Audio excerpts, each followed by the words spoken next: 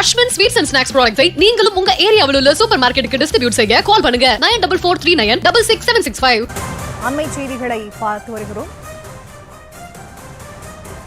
ஆதாரங்களுடன் அமலாக்கத்துறை கடிதம் எழுதியும் திமுக KN நேருவை பாதுகாத்தது என்ற குற்றச்சாட்டு எழுந்திருக்கிறது. இது தொடர்பான முழுமையான விவரங்களுக்கு இணைகிறார் எமது செய்தியாளர் மதியழகன். அவரிடம் பேசலாம். வணக்கம் மதியழகன், விவரங்கள்.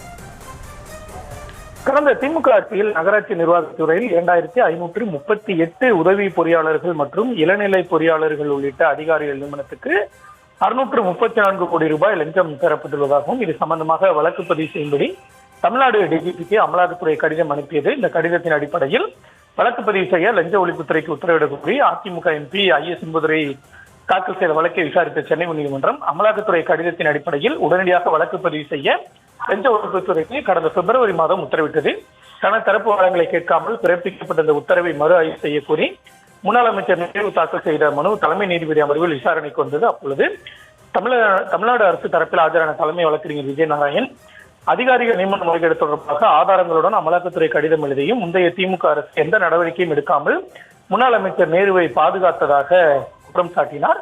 மேலும் அமலாக்கத்துறை கடிதத்தின் அடிப்படையில் வழக்கு பதிவு செய்ய உத்தரவிட கோரி அதிமுக MP என்பதுரை தாக்கல் செய்த மனுவுக்கு பதிலளிக்கும்படி நேருவுக்கு நோட்டீஸ் அனுப்பியும் அந்த அவகாசத்தை பயன்படுத்தாமல் பதிலளிக்க அவகாசம் வழங்கவில்லை என இந்த மறு ஆய்வு மனு தாக்கல் செய்யப்பட்டுள்ளதாகவும் குறிப்பிட்டார்.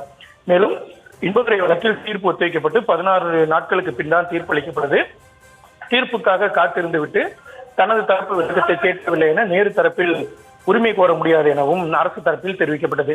நேரு தரப்பில் ஆஜரான மூத்த வழக்கறிஞர்கள் சித்தார்த் லுத்ரா மற்றும் அரவிந்த் பாண்டியன் ஆகியோர் நேரு தரப்பு வாதங்களை கேட்காமல் வழக்கு பதிவு செய்ய உத்தரவிட்டதால் நேருவின் உரிமை பாதிக்கப்பட்டுள்ளது. வழக்கு பதிவு செய்ய பிறப்பித்த உத்தரவை மறு ஆய்வு செய்ய கோரி முந்தைய ஆட்சியில் தாக்கல் செய்யப்பட்ட மனுவை தற்போதைய அரசு வாபஸ் பெற முடியாது எனவும் அரசுக்கு அந்த அதிகாரம் இல்லை எனவும் வாதிடப்பட்டது.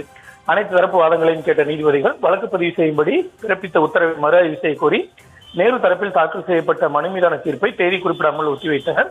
மேலும் மறு ஆய்வு மனு மீது தீர்ப்பளிக்கப்படும் வரை நேருவுக்கு எதிராக பதியப்பட்ட வழக்கில் மேற்கொண்டு எந்த நடவடிக்கையும் எடுக்கக்கூடாது என பிறப்பித்த இடைக்கால உத்தரவையும் நீட்டித்தனர். அஸ்வின் ஸ்வீட்ஸ் அண்ட் ஸ்நாக்ஸ் ப்ராடக்ட்ஸை நீங்களும் உங்க ஏரியாவில் உள்ள சூப்பர் மார்க்கெட்டுக்கு டிஸ்ட்ரிபியூட் செய்ய கால் பண்ணுங்க 9443966765.